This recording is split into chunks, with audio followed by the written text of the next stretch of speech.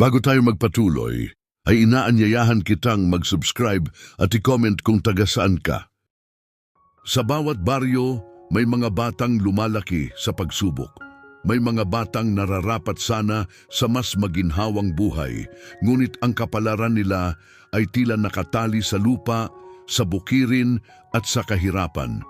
Ngunit sa baryo ng San Rafael, may isang batang lalaki na pumiling hindi manatili sa pagkakagapos ng kahirapan.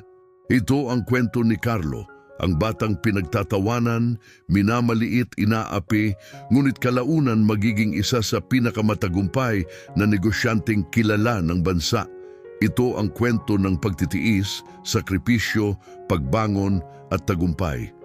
Sa isang umagang malamig at basa pa ng hamog ang mga dahon, unti-unting nagising si Carlo Villaverde, isang 12 taong gulang na bata na ang tanging pangarap ay makakain ng 3 beses sa isang araw at makakuha ng medalya sa eskwelahan. Ang kanilang kubo ay gawa sa kawayan na may butas ang dingding. Kapag umuulan, pumapasok ang malamig na tubig at nababasa ang banig na tinutulugan nila. Carlo, anak, gumising ka na. Maaga pa pero kailangan nating pumunta sa bukid bago ka pumasok sa klase. Ang sabi ng kanyang ina na si Aling Rosa para gisingin ang anak. Opo, inay, babangon na po. Nagpahid siya ng kanyang muta at saka tumayo. Kahit gutom pa ay ngumiti siya sa kanyang ina. Niyakap niya ito bago dumiretso sa labas ng kubo. Sa bukid, dala nila ang lumang panghukay at sako. Ang kanyang ama na si Mang Pedro ay matagal nang may nararamdamang sakit sa likod, ngunit hindi siya maaaring tumigil sa trabaho dahil tiyak na magugutom ang kanyang pamilya. Habang nagtatanggal sila ng damo, humahaplos ang malamig na hangin sa kanilang balat. Nakikita din ni Carlo ang mga kaklasing dumadaan sa kalsada, nakasakay sila sa tricycle, may bagong bag at bagong sapatos. Pero siya ay basang tsinelas. Lumang bag na may punit, notebook na may bakas ng putik sa gilid ang mayroon, ngunit hindi siya nagrereklamo. Pagkatapos nila sa bukid, ay nagmadali siyang maglakad papuntang eskwelahan. Halos 5 kilometro ang layo, madulas ang daan at minsan ay bumabakat ang putik sa tuhod niya. Pagdating niya sa paaralan ay muli niyang narinig ang mga pangmamaliit at panglalait sa kanya ng kaniyang mga kaklase. O ayan na si Carlo, amoy lupa na naman, tignan ninyo ang kaniyang mga kamay at may mga nakadikit pang mga lupa. Saad ng kaklase niyang si Michael. Siguro katabi niya pa ang kalabaw pag natutulog. Sagot naman ni Dante at sabay-sabay na nagtawanan. Ang karamihan sa kaniyang mga kaklase, tinignan ni Carlo ang kanyang notebook na puno ng pawis at alikabok. Ngunit kahit kailan, hindi niya iyon tinatago. Ayos lang. Hindi naman amoy ang pinag-aaralan dito. Ito ang maikling sagot ni Carlo at natahimik ang iba. Pero hindi tumigil ang ilan sa mga kaklase niya, lalo na ang grupo nila Michael, at nagpatuloy pa rin sa pang-asar sa kanya. Pagdating ng hapon, matapos ang klase, pinatawag siya ng kanyang advisor na si Miss Ramos. Carlo, napapansin kong palagi kang pagod pagdating dito sa eskwelahan. Kumain ka na ba? Ito ang sabi ni Miss Ramos na may halong pag-aalala sa kanya. Hindi pa po, ma'am, pero ayos lang po talaga ako, nasanay na din po ako. Naawa sa kanya ang kaniyang guro at pinaupo siya ni Miss Ramos at binigyan ng tinapay. Alam mo, Carlo, nakikita ko sa iyo na mataas ang potensyal mo.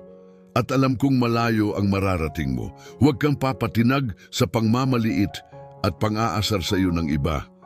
Ma'am, minsan po napapagod na rin ako, pero naalala ko po kailangan ko pong umangat para sa pamilya ko.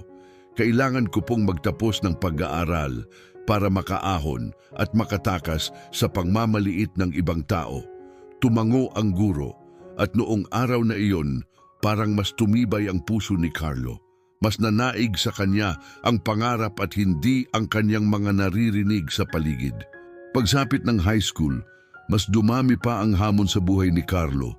Mas marami ang estudyanteng may yaman, mas malalaki na ang pangungutya na kaniyang naririnig. Isang araw, habang naglalakad siya malapit na sa kanilang eskwelahan nang biglang itinapon ng isang kaklase ang kanyang hawak na notebook. "Carlo! O ayan, damputin mo!" Nahulog ang kaniyang notebook sa putik. Pinalibutan din siya ng mga kaklaseng nagtatawanan. Ngunit pinulot ni Carlo ang notebook, inayos ang mga pahinang nabasa at sinabi, "Wala kayong kayang gawin para pigilan ako.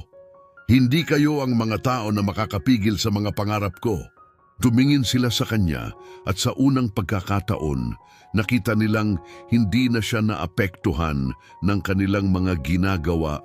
Pag-uwi ng bahay ay napansin ni Aling Rosa na tila hindi maganda ang naging araw nito sa eskwelahan. "Carlo anak, bakit nakasimangot ka dyan? May nangyari ba sa eskwelahan?" "Ang mga kaklase ko po inay pinagtatawanan ako at palagi na lang nila akong minamaliit dahil mahirap lang daw tayo." Nalungkot si Aling Rosa sa narinig sa kaniyang anak at nakaramdam ng awa dito. "Tandaan mo, Carlo, huwag kang magpapatalo sa mga tao na nangmamaliit sa iyo. Hanggang doon lang ang kaya nilang gawin sa iyo pero hindi ka nila mapipigilan sa pag-abot mo ng mga pangarap mo. Nandito lang kami, Carlo, ng tatay mo para suportahan ka. Salamat po, inay, makakaasa po kayo na pipilitin kong makatapos kahit mahirap lang tayo." Ito ang sabi ni Carlo sa kaniyang ina habang siya ay naiiyak na. Nang makatapos siya ng high school, naging malaking tanong kung paano siya makakapasok ng kolehiyo. Kinuwenta ng kanyang ina ang pera nila. Sakto lamang iyon para sa pagkain nila ng isang buwan. "Anak, hindi ko alam kung paano." "Nay, ako na po ang bahala." Ito ang sagot ni Carlo sa kaniyang ina nang sabihin nito na hindi sapat ang kanilang pera para makapag-enroll siya sa college. Alam ni Carlo na hindi magkakasya ang kanilang pera para siya ay makapasok sa kolehiyo, kaya matagal na niya itong pinag-isipan at pinaghandaan. Isang araw, lumapit sa kanya ang tiyuhin niya at nag-abot ng lumang kariton. "Carlo, sira man ito pero pwede mo nang ayusin. Magtinda ka ng fishball, kikiyam at kung anuman." Ito ang sabi ng kaniyang Tio Berto isang umaga. Halos maluha si Marco sa tuwa. Kinumpunin niya ang kariton gabi-gabi. Inayos ang gulong, nilinis ang kawali at inayos ang mga bahagi nito na may mga sirana at makalipas nga ang ilang araw ay nagsimula na siyang magbenta. "Boss Carlo, fishball nga po, yung maraming sauce." "Sige po ba, kuha lang po kayo ng sauce dyan, madami tayo niyan." Ito ang usapan nila Carlo at ng isa niyang regular na customer sa kaniyang tindahan. Araw-araw siyang nagtitinda kahit matindi ang sikat ng araw o umuulan. Lahat iyon ay kaniyang tiniis. Pagdating naman ng gabi, kapag tapos na ang kaniyang pagbebenta, ay saka pa lamang siya nag-aaral. Madalas ay inaantok na. Madalas ay napapagod na, pero hindi siya sumusuko para sa kaniyang mga pangarap. Madalas ay tinitignan niya ang kaniyang mga magulang. Pagkatapos ay muling lumalakas ang loob niya para ipagpatuloy ang laban na sinimulan niya. Sa kalagitnaan ng kanyang ikalawang taon sa college bilang isang business administration student, ay nagkasakit ng malubha ang kanyang ama. May naipon siyang pera pero hindi pa rin ito sapat para sa mga gastusin sa hospital. At isang gabi sa ospital, "Anak, ipagpatuloy mo ang pangarap mo." At pagkatapos nito ay tuluyan ng pumikit ang kanyang ama. Sa pinakamasakit na sandaling yon, halos gusto na niyang sumuko. Pero naalala niya ang mga pangako niya sa kanyang ama. Pangako na hindi susuko at tutuparin ang kanyang mga pangarap. Pagdating ng 4th year college, naging consistent top student siya. At sa huling taon niya ay siya ang naging cum laude. Nakapagtapos siya. Nakatapos siya sa hirap, sa pagod, at sa pagtitiyagang magtinda sa ilalim ng araw at ulan. Nang hawakan niya ang diploma ay tumulo ang luha niya para sa tatay niya, para sa sarili niya, para sa pangarap niya. "Inay, ito na po ang diploma ko. Sa wakas ay natupad na po ang matagal ko ng pangarap. Ito ang nasabi ni Carlo sa kaniyang ina pagkatapos ng kaniyang graduation. Sa wakas ay natapos na ang kaniyang mga paghihirap at nagbunga na din ang lahat ng kaniyang mga sakripisyo.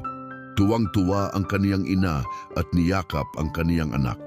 Bagamat nagtapos siya bilang cum laude, ay hindi agad siya nakahanap ng trabaho dahil na din sa bagsak ang ekonomiya ng panahong iyon at maraming mga kumpanya ang nagbabawas ng mga empleyado o nagsasara na lamang. Kaya naisip niya, bakit hindi ko na lang gawing negosyo ang street foods na nagpaaral sa akin dati? Ito ang nasabi ni Carlo sa kaniyang sarili. Nagsimula siya sa isang maliit na food cart na tinawag niyang Carlo's Street Foods. May special sauce siya na minana sa kanyang lola at dahil mabait siya sa mga customer, unti-unti siyang nakilala. Mula sa isang cart ay naging 5, mula sa 5 ay naging 20. Hanggang sa nakatayo na ang opisina niya, may mga empleyado siyang libo-libo at siya na ang may hawak ng isa sa pinakamatagumpay na food franchise sa bansa. Makalipas ang maraming taon, si Carlo na dating mahirap, ngayon ay milyonaryo na. Nakabili na din siya ng sarili nilang bahay at 2 mamahaling sasakyan. Masaya naman ang kaniyang ina dahil unti-unti nang natutupad ni Carlo ang kaniyang mga pangarap. Isang araw ay dumating ang isang imbitasyon kay Carlo. Iyon ay para sa kanilang high school reunion. Napangiti siya at naalala niya ang kaniyang mga kaklase noon. Mga kaklasing nang maliit sa kanya at pinagtawanan ng kanilang kahirapan. Dumating ang araw na iyon at mas pinili ni Carlo na magsuot na lamang ng simpleng damit. Puti at itim na polo, walang relo, walang yabang. Pagpasok niya, nakita niya ang mga dating kaklase na nangungutya sa kanya noon. Si Carlo ba yan? Akala ko tindero pa rin at nagbubungkal pa rin ng lupa. For sure. Hindi naman yan umasenso. Ito ang mga narinig ni Carlo pagpasok niya sa venue. Nagkatawanan sila habang nakatingin sa kanya. Pinili din ni Carlo na umupo sa pinakadulong upuan at lamesa dahil wala naman siyang masyadong kausap sa kanyang mga kaklase. Ngunit maya-maya, lumapit na ang event host at nagsimula ng magsalita. Ladies and gentlemen, nais kong ipakilala sa inyo ang ating special guest. Marahil siya na ang pinakamalayo ang narating sa ating lahat dito. Ang founder ng Carlo's Street Food, ang multi-million franchise na kumalat sa buong bansa. Palakpakan natin, Mr. Carlo Villaverde.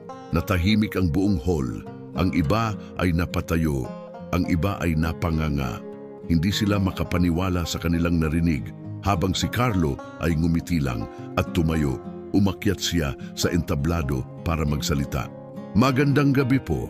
Marami sa inyo ang nakakakilala sa akin bilang yung batang mabaho, mahirap at madalas asarin noon. Pero salamat sa inyo. Dahil sa mga pangungutya ninyo, mas nagsikap ako. Hindi ko ikinahihiya ang pagiging mahirap ko noon dahil doon ako natutong mangarap. Tahimik ang lahat. May ilan nang umiiyak. Lalo ang mga nang-asar noon, may mga nakangiti din at natutuwa sa kaniyang narating. Naroon din ang kanilang mga dating guro at masayang-masaya para kay Carlo. Pagbaba niya ng entablado ay lumapit ang dati niyang kaklase na kanina lang ay muli na naman siyang hinamak at pinagtawanan. Carlo, patawad. Hindi namin alam. Ayos lang, walang sama ng loob. Ang mahalaga, nagkita tayo ulit. Ito ang maikling sagot ni Carlo sa dating kaklase. Nagtagal pa doon si Carlo ng mahigit 1 oras at nakipag-usap pa sa kanyang mga dating guro. Nagbigay din siya ng kaunting tulong para sa kanilang eskwelahan. Marami ang humanga sa kanya dahil nalampasan niya ang hirap ng buhay. May ilan din sa mga dati niyang kaklase ang nagsabing gusto nilang magnegosyo at kukuha ng franchise sa kanyang kumpanya. Paglabas niya doon ay sumakay si Carlo sa itim na SUV na naghihintay sa kanya. Pero bago umalis, tumingin siya sa venue at nasabi niya sa isip niya, kung sumuko ako noon, Nandito kaya ako ngayon? Pinikit niya ang mata, kalmado. Masaya. Pagkatapos ay nilingon niya ang kaniyang driver.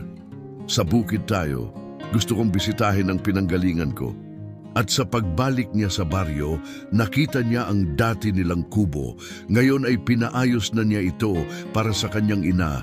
May malaking bahay na, ngunit hindi niya pinatatanggal ang lumang kubo bilang isang paalala ng kaniyang naging pinanggalingan. Pinanggalingan na naging susi para siya ay magsumikap sa buhay. Sa harap ng kanilang lumang kubo, bumulong si Carlo. Hindi hadlang ang kahirapan. Ang hadlang ay kung hindi ka kikilos at pababayaan mo na lang na manatili ka sa ganoong buhay. At dito nagtatapos ang kwento ng batang mahirap na naging milyonaryo. Kung nagustuhan mo ang kwentong ito ay mag-subscribe lang sa ating channel para sa mga susunod pang videos. Maraming salamat.